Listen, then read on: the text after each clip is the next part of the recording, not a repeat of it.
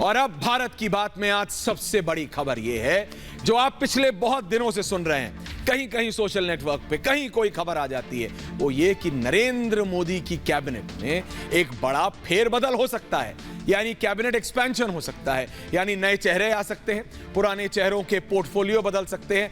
ये फेरबदल कब होगा, इसमें कौन शामिल होगा, कौन बाहर होगा, किसका मंत्रालय बदला जाएगा, किसका बोझ कम किया जाएगा और किसे बड़ी जिम्मेदारी दी जाएगी, इसको लेकर तमाम तरह के कयास लगाए जा रहे हैं पिछले काफी समय से। प्रधानमंत्री नरेंद्र मोदी ने 30 मई 2019 को 57 मंत्रियों के साथ शपथ ली थी। तब से अब तक 2 साल से ज्यादा बीत चुके हैं और इन 2 सालों में दर्शकों कम से कम 200 बार यह खबर आई कि आज होने वाला है मंत्रिमंडल का फेरबदल, कल होगा, अगले सप्ताह होगा। पिछले 3 महीनों में भी कम से कम 30 ऐसी तारीख अलग अलग सूत्रों से आई हैं, ये सच बात है। लेकिन असली बात यह है कि कौन इसमें आ रहा है, कैसे आ रहा है, इसका जो फाइनल नंबर है वो 3 लोगों के पास है, चौथे के पास नहीं। प्रधानमंत्री, गृह मंत्री और बीजेपी के राष्ट्रीय अध्यक्ष। प्रधानमंत्री मोदी, गृह मंत्री अमित शाह और बीजेपी के राष्ट्रीय अध्यक्ष जगत प्रकाश नड्डा। और अगर कोई चौथा कहता है कि उसको यह पता है सब कुछ शब्दशः क्रमशः क्या होने वाला है, तो वो गलत है। लेकिन आज हम आपको यह बताने की कोशिश करेंगे कि यह मंत्रिमंडल विस्तार अभी तक क्यों नहीं हुआ, अब क्यों हो रहा है, और अब जब हो रहा है तो इसमें क्या क्या पॉसिबिलिटीज हैं, यानी किस किस मंत्री का पोर्टफोलियो बदला जा सकता है, कौन कौन से नए चेहरे इसमें जोड़ सकते हैं और कौन से वो लोग हैं जो पहले से मंत्रिमंडल में शामिल हैं लेकिन उनके पास 2-2, 3-3 पोर्टफोलियो, तो उसके चलते उनका एक पोर्टफोलियो कम किया जा सकता है या फिर बदला जा सकता है, अदला बदली हो सकती है। तो शुरू करते हैं। ये इस दौरान पिछले 2 वर्षों में 2 मंत्रियों का निधन हुआ है और 2 मंत्रियों के इस्तीफे। इसके बाद इस समय संख्या 53 पर है। ऐसे में मंत्रिमंडल विस्तार को लेकर चर्चा गर्म है। जैसे मैंने कहा, 2 साल में 200 बार से ज्यादा खबर आ चुकी है। खबर है कि यह मॉनसून सत्र से पहले कैबिनेट का विस्तार हो सकता है और यह सच है क्योंकि प्रधानमंत्री मोदी ने इस पर अपना होमवर्क पूरा कर लिया है। जी हां, प्रधानमंत्री भी होमवर्क करते हैं, वो सिर्फ बच्चों को नहीं बोलते हैं। वो जो शिक्षा पे चर्चा होती है और विद्यार्थियों से बात करते हैं, वो सिर्फ बच्चों को नहीं, प्रधानमंत्री भी अपना होमवर्क करते हैं और अपने कैबिनेट से होमवर्क करवाते भी हैं। और नए मंत्रियों की लिस्ट भी लगभग फाइनल हो गई है। हमारे सूत्रों के अनुसार 40 ऐसे नाम थे जिनको शॉर्टलिस्ट किया गया था, जिनका हमारे सूत्रों के अनुसार आईबी से क्लियरेंस आता है। अगर किसी भी नए मंत्री को, किसी भी नए सांसद को मंत्री बनाना है तो उसकी आईबी क्लियरेंस जरूरी होती है। तो पहले हमें बताया गया था हमारे सूत्रों से कि 40 ऐसे लोग हैं जिनकी आईबी क्लियरेंस आई है। उसके बाद ये और इसकी छटनी हुई हमारे सूत्रों के अनुसार और अब ये 40 से घटकर 25 हो गए। 25। तो आइए सबसे पहले आपको बताते हैं कि नए मंत्रिमंडल को लेकर किन किन नामों पर चर्चा हो रही है, किस किस के मंत्रिमंडल में शामिल होने के कयास लगाए जा रहे हैं। इनमें सबसे पहला नाम जो आपके स्क्रीन पर है, ज्योतिरादित्य सिंधिया। जी हां, इसे तो महाराज है मध्य प्रदेश के कहा जाता है इन्हें, लेकिन कांग्रेस छोड़ के राहुल गांधी के उन करीबियों में से थे कि बिल्कुल इसे अंग्रेजी में कहते हैं वाइन एंड डाइन फ्रेंड। अब वो छोड़ के बीजेपी में आए तो इनको वादा किया गया था सूत्रों के अनुसार कि इनको मंत्री बनाया जाएगा और अभी राज्यसभा सदस्य हैं। दूसरा बड़ा नाम की ओर बढ़ते हैं, असम के पूर्व मुख्यमंत्री। ये बीजेपी में ही है, आरएसएस के बहुत एक क्लोज नेता माने जाते हैं, सर्बानंद सोनोवाल। इसीलिए जब असम में पहली बार बीजेपी जीती तो इनको मुख्यमंत्री बनाया गया। लेकिन इस बार जो हिमंत बिस्वा शर्मा ने असम में कर दिखाया है, उसके बाद सर्बानंद सोनोवाल को दिल्ली लाया जा रहा है। उन्हें दिल्ली में एक मजबूत पोर्टफोलियो दिए जाने की बात है क्योंकि ये आरएसएस के भी क्लोज हैं और बीजेपी के भी क्लोज हैं। इनका आना लगभग तय माना जा रहा है। अब बढ़ते हैं तीसरे नाम की ओर। जी हां, तीसरे नाम की ओर अब हम बढ़ रहे हैं। तीसरा नाम है नारायण राणे, महाराष्ट्र से। नारायण राणे महाराष्ट्र से आते हैं। आप जानते हैं राणे महाराष्ट्र के मुख्यमंत्री रहे हैं, छोटे मोटे नेता तो है नहीं। तब वो शिवसेना में थे, लेकिन राणे 2019 में बीजेपी में आ गए थे। अभी वो बीजेपी के राज्यसभा के सांसद तो हैं ही और एक बड़ी जिम्मेदारी का उन्हें इंतजार है और वो बिल्कुल लगे हुए हैं पीछे बीजेपी के कि मुझे चाहिए वो। चौथा नाम अनुप्रिया पटेल उत्तर प्रदेश से। उत्तर प्रदेश बहुत महत्वपूर्ण है क्योंकि उत्तर प्रदेश भारतीय जनता पार्टी के लिए पश्चिम बंगाल में हार के बाद वो जानते हैं एक एक सीट, एक एक कॉन्स्टिट्यूएंसी उत्तर प्रदेश के लिए, बीजेपी के लिए कितनी महत्वपूर्ण है। अपना दल की अनुप्रिया पटेल नरेंद्र मोदी सरकार के पिछले कार्यकाल में वो मंत्री थी, लेकिन दूसरे कार्यकाल में जिसके 2 साल बीत चुके हैं उन्हें मौका नहीं मिला। वो ये कहा गया था कि कुछ दिक्कतें आ गई थी बीजेपी और अपना दल के चलते, लेकिन अब जब यूपी में इलेक्शन उन्हें दोबारा मौका दिया जा सकता है। आगे बढ़ते हैं। दूसरा नाम सुशील मोदी, बिहार के पूर्व मुख्यमंत्री, उप मुख्यमंत्री। जब इस बार 2020 में बिहार में एनडीए की सरकार बनी तो उन्हें डिप्टी सीएम नहीं बनाया गया, तभी से अटकलें तेज हो गई थी और उन्हें राज्यसभा में भेज दिया गया कि इनका मंत्री बनना तय है। और यह कहा भी जाने लगा था बिहार के सत्ता के गलियारों में कि यह बात तय हो चुकी है कि जैसे ही कैबिनेट रीशफल होगा, कैबिनेट का विस्तार होगा, सुशील मोदी को मौका मिल सकता है और यह बात अब तय मानी जा रही है। तो त्रिवेंद्र सिंह रावत, एक और पूर्व मुख्यमंत्री त्रिवेंद्र सिंह रावत, आजकल जब तक मुख्यमंत्री थे उत्तराखंड के ठीक थे, लेकिन उत्तराखंड हटते ही इन्होंने कई ऐसी टिप्पणियां दी हैं।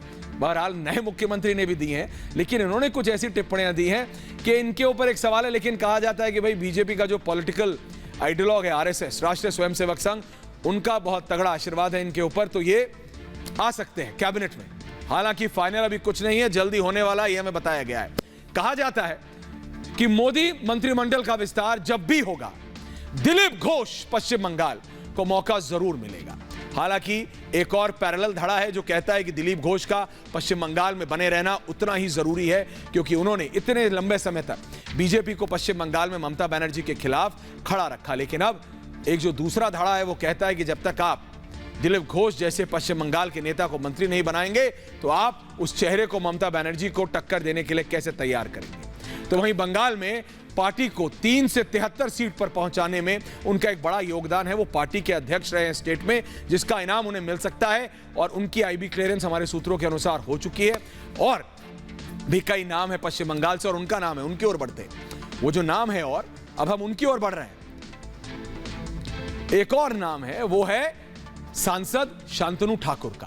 शांतनु मतुआ समाज से आते हैं। मतुआ समाज से आपको कुछ याद आ रहा है दर्शकों?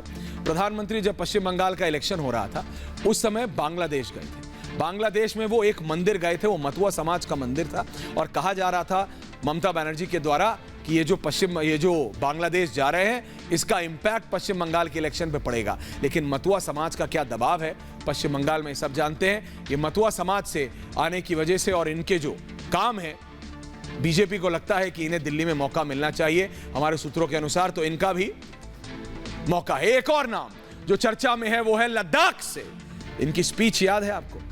सिर्फ फोटो दिखाऊं। सांसद जामयांग नामग्याल। सांसद जामयांग नामग्याल वो मुखर राजनेता की तरह से माना जाता है। एक स्पीच दी थी उन्होंने, एक भाषण दिया था संसद में और उसके बाद भारत भर में हर एक को पता था कि लद्दाख का सांसद कौन है। अपने भाषण में उन्होंने कांग्रेस की बखिया उधेड़ कर रख दी थी और तभी से वो लाइमलाइट में है। कहा जा रहा है कि लद्दाख से वो इस बार एक ऐसा चेहरा मंत्रिमंडल में हो सकते हैं प्रधानमंत्री के, और इस बार उनका तय माना जा रहा है। इनके अलावा जो नाम मंत्रिमंडल की रेस में शामिल हैं उनमें सबसे बड़ा नाम है उत्तर पूर्वी दिल्ली से बीजेपी सांसद मनोज तिवारी का।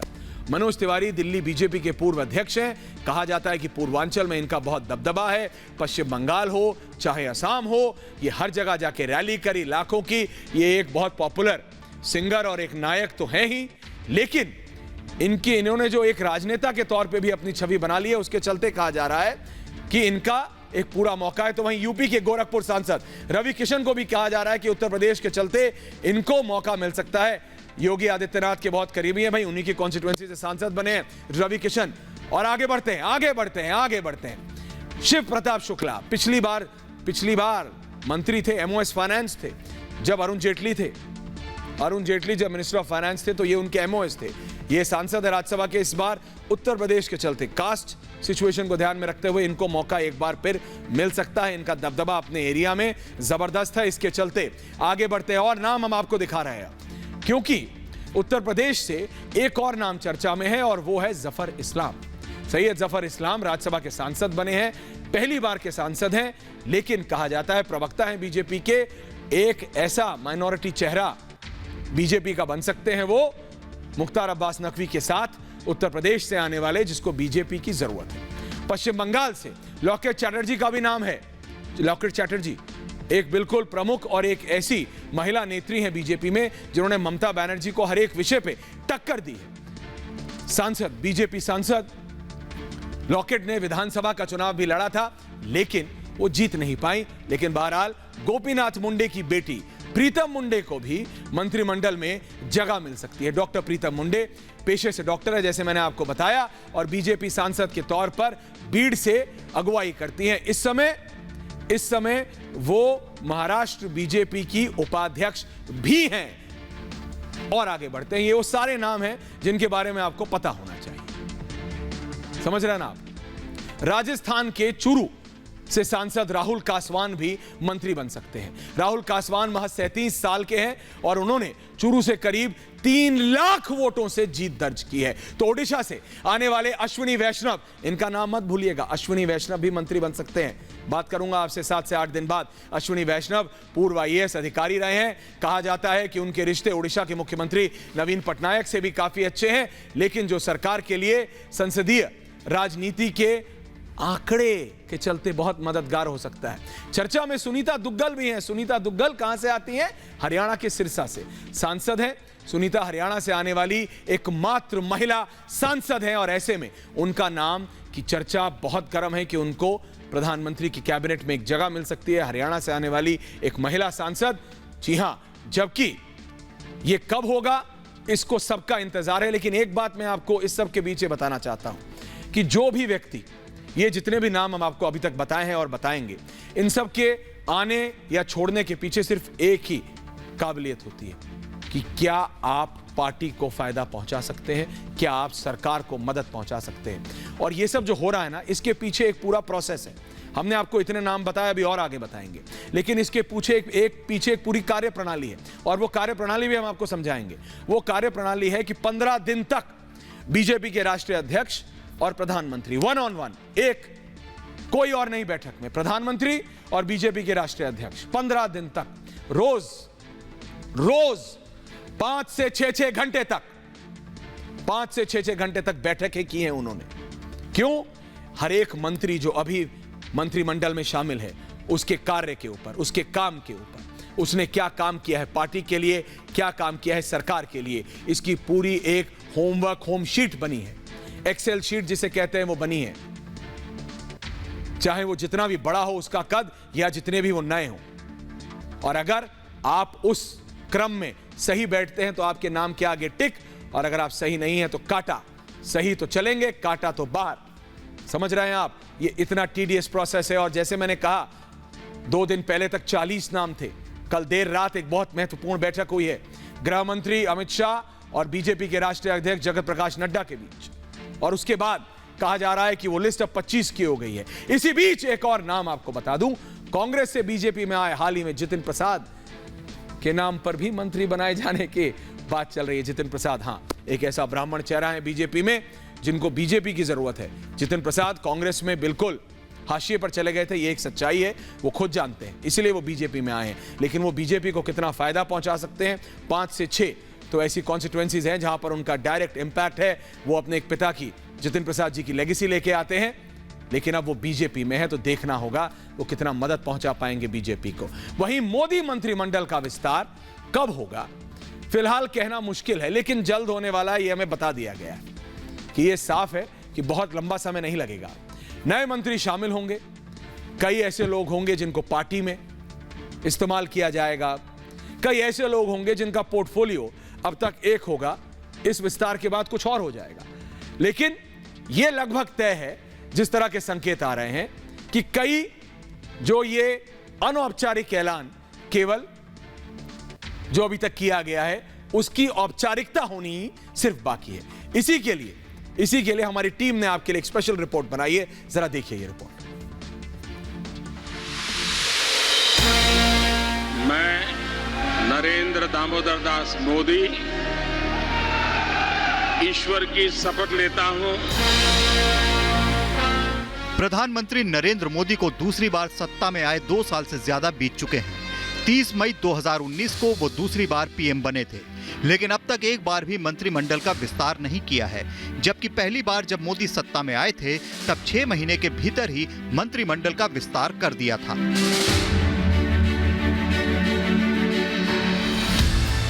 माना जा रहा है कि अब तक मंत्रिमंडल विस्तार नहीं होने की बड़ी वजह कोरोना महामारी है, लेकिन अब जो संकेत मिल रहे हैं उससे साफ है कि मंत्रिमंडल विस्तार बस चंद दिनों की बात है।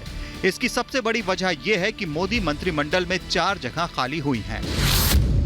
कैबिनेट मंत्री रामविलास पासवान का निधन हो चुका है। रेल राज्य मंत्री सुरेश अंगड़ी भी अब हमारे बीच नहीं हैं। शिरोमणि अकाली दल की हरसिमरत कौर इस्तीफा दे चुकी हैं और शिवसेना के अरविंद सावंत भी सरकार से बाहर जा चुके हैं। वैसे भी मोदी मंत्रिमंडल में 79 मंत्री बनाए जा सकते हैं। अभी केवल 53 मंत्री ही सरकार में हैं, यानी 26 मंत्रियों के लिए गुंजाइश है और इसीलिए माना जा रहा है कि मंत्रिमंडल में बड़ा फेरबदल हो सकता है। तो इस रिपोर्ट के जरिए हमने आपको यह बताने की कोशिश की कि कौन कहां खड़ा है इस समय। मैंने आपको अब तक करीबन 22 नाम बताए हैं और ये 22 नाम वो हैं जिनका लगभग ये तय है। पोर्टफोलियो अभी मैं नहीं बता रहा हूं, क्योंकि पोर्टफोलियो अभी मैं भी तो पता कर रहा हूं अपने सूत्रों के अनुसार, क्योंकि ये कहा सुबह पता लगता है, इसको ये बताया जा रहा है, दोपहर तक पता लगता है कुछ और। क्योंकि जैसे मैंने कहा, असली खबर तो 3 ही लोगों के पास है, प्रधानमंत्री, गृह मंत्री और बीजेपी के राष्ट्रीय अध्यक्ष। जब मंत्रिमंडल का विस्तार होगा ना दर्शकों, तो मंत्रालय में फेरबदल भी होगा। कई मंत्रियों से बोझ कम किया जाएगा। इसका मतलब यह नहीं कि उन्होंने काम गलत किया है या वो नाकारा है या उनसे काम नहीं हुआ। इसलिए क्योंकि जब प्रधानमंत्री रिपोर्ट कार्ड को एक्सेस करते हैं, जब आपका बच्चा, जब आपके अपने अपने बच्चे अपनी रिपोर्ट कार्ड लेके आते हैं, तो उसमें देखा जाता है गणित में कितना, साइंस में कितना, फिजिक्स में कितना, इंग्लिश में कितना, हिंदी में कितना। ऐसे ही देखा जाता है कि इस मंत्री ने इस पोर्टफोलियो में क्या किया, इस मंत्री ने पार्टी के लिए क्या किया, इस मंत्री ने अपने दूसरे पोर्टफोलियो के लिए क्या किया। उसमें यह होता है कि अगर आप एक पोर्टफोलियो के लिए अच्छा काम कर रहे हैं और दूसरे के लिए नहीं, तो अगर आपसे दूसरा ले लिया गया, ये नहीं कि आप नाकारा हैं, बेकार हैं, इसका मतलब आपका ध्यान उस पोर्टफोलियो में ज्यादा है, तो आप उसी में ज्यादा केंद्रित रहिए। क्योंकि प्रधानमंत्री मोदी क्या चाहते हैं? डिलीवरी, काम चाहिए, विकास चाहिए, और उस विकास को पाने के लिए हर एक मंत्री को जो टारगेट दिया गया है वो पूरा करना पड़ेगा। तो बताते हैं आपको वो कौन से बड़े नाम हैं जिनका फेरबदल हो सकता है। सबसे पहला नाम है प्रहलाद पटेल का। प्रहलाद पटेल वो मंत्री हैं जिनके पास इस समय 2 पोर्टफोलियो हैं। प्रहलाद पटेल के पास टूरिज्म भी है, प्रहलाद पटेल के पास कल्चर भी है। प्रहलाद पटेल से एक लिया जा सकता है, कहा जा रहा है कि इनको आईबी मंत्री दिया जा सकता है। इस समय प्रकाश जावड़ेकर जी के पास 3 पोर्टफोलियो है ना। आगे बढ़ते हैं, प्रहलाद पटेल, अगले हैं अनिल जैन। अनिल जैन जी को यह कहा जा रहा है कि इनको, क्योंकि जो रमेश पोखरियाल निशंक साहब है जिनके पास एचआरडी का अभी दारोमदार है, अगर उनकी तबीयत ठीक हो जाती है, उनकी तबीयत थोड़ी खराब हो गई थी, वो उत्तराखंड के पूर्व मुख्यमंत्री भी हैं, अगर उनकी तबीयत ठीक नहीं रहती है तो फिर अनिल जैन साहब को एचआरडी मिनिस्टर बना दिया जा सकता है। बढ़ते हैं आगे बढ़ते हैं। नरेंद्र सिंह तोमर पर भी काम का बोझ बहुत ज्यादा, एक नहीं 3 पोर्टफोलियो इनके पास। कृषि मंत्री के साथ साथ ग्रामीण विकास और खाद्य मंत्रालय भी इनके पास है। इसलिए यह कहा जा रहा है कि बेटर एफिशिएंसी के लिए हो सकता है कि एक आध पोर्टफोलियो सरक जाए। तो वहीं धर्मेंद्र प्रधान जी के पास एक नहीं मल्टीपल पोर्टफोलियोज हैं। पेट्रोलियम है, प्राकृतिक गैस है, के साथ साथ इस्पात मंत्रालय है, और न जाने कौन कौन सी जिम्मेदारियां। पश्चिम बंगाल में शुवेंदु अधिकारी के साथ अगर एक आदमी था कंधे से कंधा मिलाया हुआ पहले दिन से लेकर आखिरी दिन तक, उस आखिरी क्षण तक जब शुवेंदु अधिकारी की गाड़ी पर हमला हुआ, तो वो धर्मेंद्र प्रधान थे।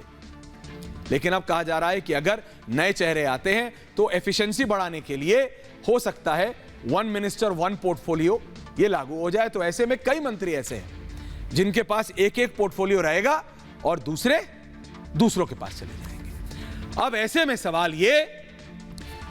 सवाल ये है दर्शकों कि आखिर इस बदलाव के सियासी मायने क्या है। क्योंकि मैंने आपको बताया, हर एक काम, हर एक जो चर्न है, हर एक जो बदलाव है, उसके पीछे एक ही कारण है कि आप सरकार को और बेहतर कैसे कर सकते हैं, सरकार की परफॉर्मेंस कैसे बेहतर कर सकते हैं। प्रधानमंत्री नरेंद्र मोदी जब अगली बार 15 अगस्त को देश को जब भाषण दें, अभिवादन दें, तो बताएं कि मैंने ऐसे ऐसे ऐसे काम बेहतर किए हैं। वो कैसे होगा? अलग एक अकेले नरेंद्र मोदी, एक अकेले अमित शाह से थोड़ी होगा, पूरे कैबिनेट को करना पड़ेगा।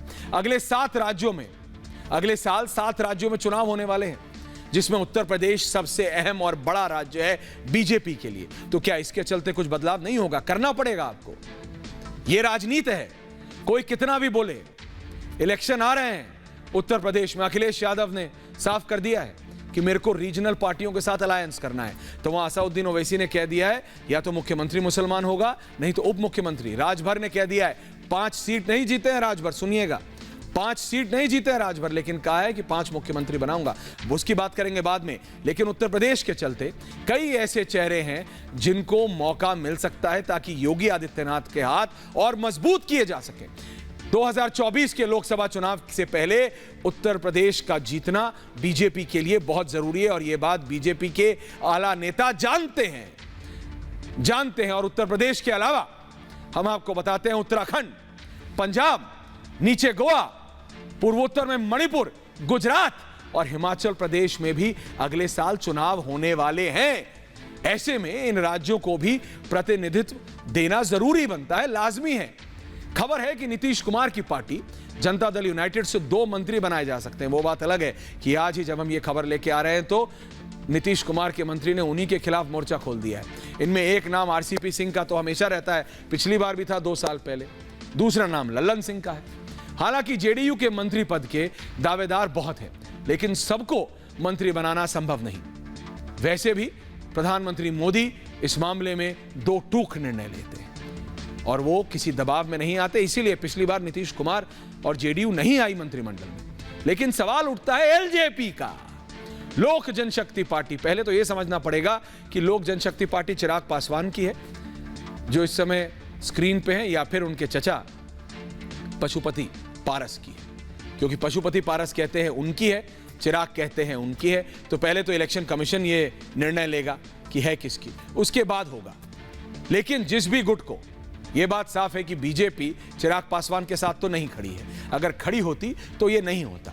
तो अगर कोई आएगा एलजेपी की तरफ से तो वो पशुपति पारस है। और उसके चलते चिराग पासवान की राजनीति फिर क्या मोड़ लेगी वो एक अलग कहानी है, उस पर कभी और बात करेंगे। वैसे खबर यह भी है कि बीजेपी इस मामले में वेट एंड वॉच के मूड में है, यानी हो सकता है ना पारस आए और ना चिराग आए, और वो 5 जुलाई के चिराग पासवान के आशीर्वाद यात्रा को नाप तोल लेना चाहती है। हो सकता है, बहरहाल मुझे ऐसा लगता नहीं, लेकिन इस तरह की खबरें हैं कि सिर्फ एलजेपी को लेकर रुका जा सके। आगे बढ़ते हैं दर्शक, अब बात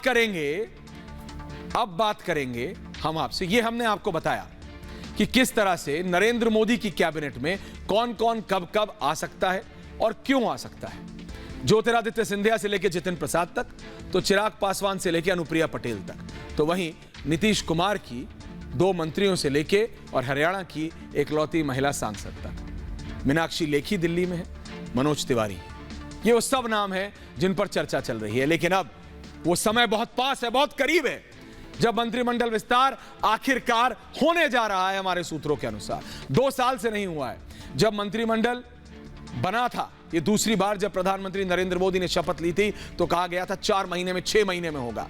वो 2 साल से ज्यादा बीत चुके हैं। कई ऐसे लोग हैं, मानिए आप मेरी बात, जो उतावले हैं। उनके गले से इस समय पानी नहीं उतर रहा होगा जब वो आपका चैनल देख रहे होंगे। कई बड़े बड़े मंत्री हैं, लेकिन ऐसे में कई ऐसे भी लोग हैं जिनको पता है कि सब कुछ ठीक है, क्योंकि जो भी निर्णय लिया जा रहा है वो सरकार और देश के बेहतरी के लिए है। तो ये थी बात, और अब आगे बढ़ते हैं दर्शकों, बात करते हैं उत्तर प्रदेश की, जिसका मैंने इशारा किया आपको अभी थोड़ी देर पहले। उत्तर प्रदेश की अगले साल होने वाले इलेक्शन में 1 साल भी पूरा नहीं है, 7-8 महीने हैं। कहा जा रहा है कि फरवरी के आखिरी सप्ताह या मार्च के पहले सप्ताह में अनाउंस हो सकता है। चुनावी घमासान के लिए अब तैयार है उत्तर प्रदेश। जिस तरह से धर्मांतरण को लेकर राजनीति हो रही है, जिस तरह से राजभर खड़े हो गए, 5 सीट नहीं जीती मैंने आपको बताया, और कह रहे हैं 5 मुख्यमंत्री बनाऊंगा। असाउद्दीन ओवैसी आ गए, कहा है या तो मुख्यमंत्री नहीं तो उप मुख्यमंत्री मुसलमान होगा। बताइए, देश के सबसे बड़े राज्य में एक ऐसे व्यक्ति जो कि खुद बैरिस्टर एट लॉ हैं, तेज तर्रार दिमाग वाले असाउद्दीन ओवैसी ये कहें कि मैं एक खास धर्म मजहब के व्यक्ति को मुख्यमंत्री बनाऊंगा उत्तर प्रदेश में, तो ऐसे में एक आदमी सिर्फ परेशान होता है, वो कौन? सोचिए आप 2 सेकंड। कौन? अखिलेश यादव। क्यों अखिलेश यादव? इसलिए क्योंकि वो जानते हैं कि आज की तारीख में अगर योगी आदित्यनाथ को कोई टक्कर दे सकता है तो वो सिर्फ और सिर्फ अखिलेश यादव है। लेकिन अखिलेश यादव का जो मुस्लिम यादव कॉम्बिनेशन है, जिसको उनके पिताजी नेताजी जिन्हें कहा जाता है उत्तर प्रदेश में, देखिए कोई भी अपने आप को बोले नेताजी तो उत्तर प्रदेश में एक ही है। नेताजी बोलिए तो मुलायम सिंह यादव। जो मुलायम सिंह यादव का जो वो एक टेस्टिंग है, मुस्लिम प्लस यादव, जैसे ही वो कॉम्बिनेशन आता है सपा पावर में आ जाती है। लेकिन असाउद्दीन ओवैसी के कूदते ही अखिलेश यादव का आज बयान, अचानक प्रेस कॉन्फ्रेंस, अलग अलग चैनलों से बात, रिपब्लिक से हालांकि नहीं कर रहे हैं, अभी करेंगे, परेशान मत होइए आप, आपके चैनल से भी करेंगे। लेकिन क्या कहते हैं कि मैं बड़े पार्टियों से नहीं अलायंस करूंगा, छोटी पार्टियों से अलायंस करूंगा। क्यों? क्योंकि उन्हें पता है असाउद्दीन ओवैसी के आते ही अगर उनका वो MY बैलेंस टूटा तो अखिलेश संभल नहीं पाएंगे, बहन जी जैसी हालत हो जाएगी। हालांकि मायावती जी भी आई थी 2 दिन 3 दिन पहले, 4 दिन पहले, कहने बहन जी ने कहा ये जो मीडिया वाले हैं ये मेरे को बहुत हल्के में ले रहे हैं, जानते नहीं है मुझे।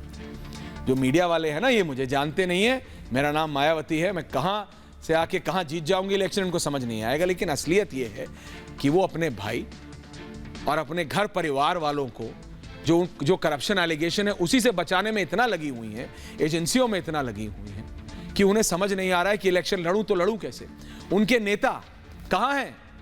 उनके जो दाएं और बाएं खड़े रहते थे आज बीजेपी में है या सपा में चले गए। इसलिए मैं कह रहा हूं कि अगर आज योगी आदित्यनाथ को कोई टक्कर दे सकता है उत्तर प्रदेश में तो वो अखिलेश है। लेकिन अखिलेश को जागना होगा। अगर ये हिंदू मुस्लिम की राजनीति चलेगी तो क्या उत्तर प्रदेश की जनता को यह पूरा हक है कि अगर उन्हें लगे कि योगी आदित्यनाथ ने उत्तर प्रदेश का विकास किया है तो वो योगी आदित्यनाथ के लिए करे, अगर उन्हें लगता है किसी और ने किया है तो उसके लिए करे। लेकिन एक असाउद्दीन ओवैसी उठ के आए, बैरिस्टर एट लॉ, और कहें कि एक धर्म का व्यक्ति होगा उत्तर प्रदेश का मुख्यमंत्री, तो कैसे आप बताइए 2021 में भारत के संविधान के विपरीत जाते हुए यह कहा जाए पहले कि इस धर्म का व्यक्ति बनेगा इस धर्म का व्यक्ति बनेगा मुख्यमंत्री, कैसे और क्यों? क्या काबिलियत कोई मायने नहीं रखती असाउद्दीन ओवैसी के लिए?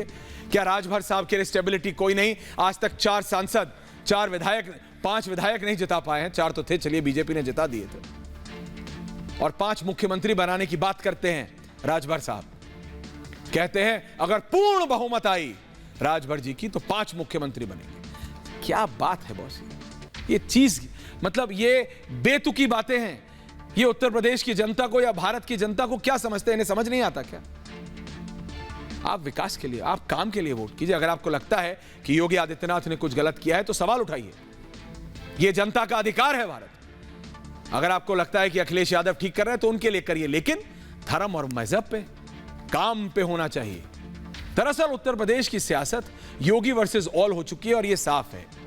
और वो ऑल यानी जो बाकी सब है इकट्ठा होने के लिए कुछ भी कर सकते हैं। गिद्ध की तरह घूम रहे हैं सब। एक तरफ योगी आदित्यनाथ है, मठाधीश बैठे हैं मजबूती के साथ, तो दूसरी पारी खेलने के लिए तैयारी कर रहे हैं। वहीं दूसरी तरफ ये सब एक साथ हो रहे हैं। असाउद्दीन ओवैसी सिकंदराबाद, हैदराबाद से आ रहे हैं, राजभर कहीं से उठ के आ रहे हैं, बोल रहे हैं मैं 5 मुख्यमंत्री बना दूंगा। ओवैसी के 100 सीटों पर चुनाव लड़ने के ऐलान के बाद उत्तर प्रदेश की सियासत गर्मा गई। दरअसल ओवैसी ने बिहार में बड़ा खेल किया था। ओवैसी ने महागठबंधन का खेल खराब कर दिया था। ओवैसी की पार्टी ने आरजेडी के मुस्लिम यादव वोट बैंक, जो मैं आपको बता रहा था ना, MY वोट बैंक को कई सीटों पर प्रभावित किया था। और यही चीज वो उत्तर प्रदेश में भी करना चाहते हैं। इसीलिए असाउद्दीन ओवैसी के उस टिप्पणी के 24 घंटे के अंदर, 24 घंटा हुआ नहीं था पूरा, भाई साहब अखिलेश यादव आ गए लखनऊ के सपा के समाजवादी पार्टी के हेडक्वार्टर्स में, और आके जो आप तस्वीर देख रहे हैं आज न्यूज एजेंसी ANI से बात कर रहे हैं, पीछे राजेंद्र चौधरी बैठे हैं, उनके क्लोज एड हैं, नेताजी के सहयोगी, एडवाइस करते हैं उन्हें। पता है कि असाउद्दीन ओवैसी के आने से क्या होगा। ये जो विपक्षी दल है ना, ये सब अब सावधान हो गए हैं, क्योंकि उन्हें यह समझ आ गया है कि एक तो ओवैसी और राजभर एक साथ आके कुछ ना कुछ गड़बड़ कर सकते हैं। वहां ये हैं यूपी के मुख्यमंत्री हिलने को तैयार नहीं है, बैठे हैं, बिल्कुल काम कर रहे हैं, सड़कों पे निकल गए हैं। कोरोना से आज ठीक हुए, कल से बिल्कुल सड़कों पे। 75 में से 62 जिलों में घूमे हैं कोविड से ठीक होने के बाद योगी आदित्यनाथ। और राजभर कहते हैं कि 5 सालों में 5 मुख्यमंत्री बनाएंगे। कि यूपी की जनता को तय करना है कि उन्हें एक काम करने वाला मुख्यमंत्री चाहिए कि 5 सालों में 5 मुख्यमंत्री चाहिए। हालांकि यह अलग बात है कि यह फॉर्मूला कितना कामयाब होता है या कितना फेल, क्योंकि आखिरकार जनता जनार्दन है, जनता को डिसाइड करना है कि उनके लिए क्या बेहतर है, क्या जरूरी है। चुनाव जीतना राजभर को जरूरी होगा और वो कितना जीत पाएंगे। पिछली बार तो बीजेपी का साथ था, इस बार अकेले हैं, असदुद्दीन ओवैसी का साथ लिया है उन्होंने। क्या सीट जीत पाएंगे एक भी, वो देखना होगा। लेकिन उत्तर प्रदेश की जो राजनीति है ना, वो देश की राजनीति चलाती है आज से नहीं, बहुत समय से। नारायण दत्त तिवारी, अटल बिहारी वाजपेयी, आप नाम लीजिए साहब, नाम लीजिए आप। वो कौन सा राजनेता है जिसने अपने पॉलिटिकल ग्राफ का रास्ता उत्तर प्रदेश के जरिए नहीं दिया। इसीलिए मैं बोल रहा हूं कि जब उत्तर प्रदेश में अब इलेक्शन आने वाले हैं 7-8 महीने में, तो अब जो उत्तर प्रदेश की राजनीति है ना, वो कई तरह से बहुत गंदी भी हो जाएगी। मेरे पास कोई और शब्द नहीं है दर्शकों, गंदी हो जाएगी। जैसे हमने देखा था ना कोविड वैक्सीन से पहले, किसी ने कहा कि ये बीजेपी की वैक्सीन है, किसी ने कहा ये नपुंसक कर देगी, किसी ने कहा अरे मत लगाइएगा कुछ और हो जाएगा, और वही नेता सबसे पहले जाके लगवा के आए। इसीलिए अब उत्तर प्रदेश की में जब अब इलेक्शन आ रहा है, तो आपको मैं चेतावनी देना चाहता हूं, आपको चौकन्ना रहना है, क्योंकि ये आप निर्णय लेंगे कि किस तरह का नेता आपकी नुमाइंदगी करेगा, काम करने वाला या हिंदू मुसलमान करने वाला, कोविड के बाद 62 जिलों में जाने वाला या ये कहने वाला कि मैं 5 साल में 5 मुख्यमंत्री दूंगा। वो जो ये ना सोचे कि सड़क किस गांव तक जा रही है, उस गांव में कौन, किस धर्म, किस मजहब के लोग रहते हैं, सिलेंडर किसके घर जा रहा है, सिर्फ इतना कि वो गरीब है और उसको जरूरत है, या उसके लिए जो ये कहे कि मुख्यमंत्री तो वही बनेगा जो मेरे धर्म का होगा। ये उत्तर प्रदेश की जनता को तय करना है, किसी और को नहीं। और अब एक प्रदेश से उठते हैं और दूसरे प्रदेश की ओर चलते हैं, क्योंकि ये भारत की बात है। पंजाब कांग्रेस में बवाल मचा हुआ है साहब, मतलब हड़कंप, बुर्रा जिसे कहते हैं पंजाबी में, वो हो रहा है भाई साहब। नवजोत सिंह सिद्धू क्रिकेट स्टार के बाद कॉमेडियन बने, कमेंटेटर बने, और ऐसी कमेंट्री कर रहे हैं साहब कांग्रेस में कि कांग्रेस नहीं समझ पा रही है कि हो क्या रहा है। इस समय कैप्टन अमरिंदर सिंह तो आराम से बैठे हैं चंडीगढ़ के पास अपने, जिसे अंग्रेजी में कहते हैं पैलेशियल आलीशान फार्म हाउस में। कैप्टन को कोई दिक्कत नहीं है, दिक्कत है एक व्यक्ति को, उसका नाम है हरीश रावत। हरीश रावत को प्रियंका गांधी ने इंचार्ज बनाया पंजाब कांग्रेस का। नवजोत सिंह सिद्धू हरीश रावत से बात नहीं करते। नवजोत सिंह सिद्धू कहते हैं मैं सिर्फ 2 लोगों से बात करूंगा, 3 से, प्रियंका गांधी, राहुल गांधी और कमलनाथ, क्योंकि सोनिया गांधी ने तो कह दिया मैं तो बात करूंगी नहीं। राहुल गांधी, प्रियंका गांधी या कमलनाथ, यानी टॉप 3। अहमद पटेल अब इस दुनिया में है नहीं, तो इन 3 नेताओं से। लेकिन जो भी चल रहा है कांग्रेस में, उन्हें यह समझना पड़ेगा कि नवजोत सिंह सिद्धू पॉपुलर हैं, लेकिन कैप्टन लॉयल हैं, अभी से नहीं, पीढ़ी दर पीढ़ी। प्रियंका गांधी राहुल गांधी के पिता के मित्र हैं captain Amarinder Singh, family friend, और कांग्रेस में, पार्टी पंजाब कांग्रेस में सबसे कद्दावर नेता हैं। उनकी टक्कर नहीं है, कोई टक्कर नहीं दे सकता है उन्हें आज की तारीख में। इसीलिए अब ये कांग्रेस को तय करना है कि उन्हें लॉयल्टी चाहिए या उन्हें ये जो पॉपुलैरिटी है नवजोत सिंह सिद्धू की, वो। और भी कई बातें थी, लेकिन समय कम है। ये भारत की बात में हमने आपको बताया नरेंद्र मोदी कैबिनेट में क्या क्या फेरबदल हो सकते हैं और क्यों। तो वहीं उत्तर प्रदेश में योगी आदित्यनाथ वर्सेस ऑल है, तो पंजाब में साहब नवजोत सिंह सिद्धू की कमेंट्री से कोई और हो ना हो, कांग्रेस जरूर परेशान है। बहुत बहुत धन्यवाद आप सबका। ये भारत की बात है।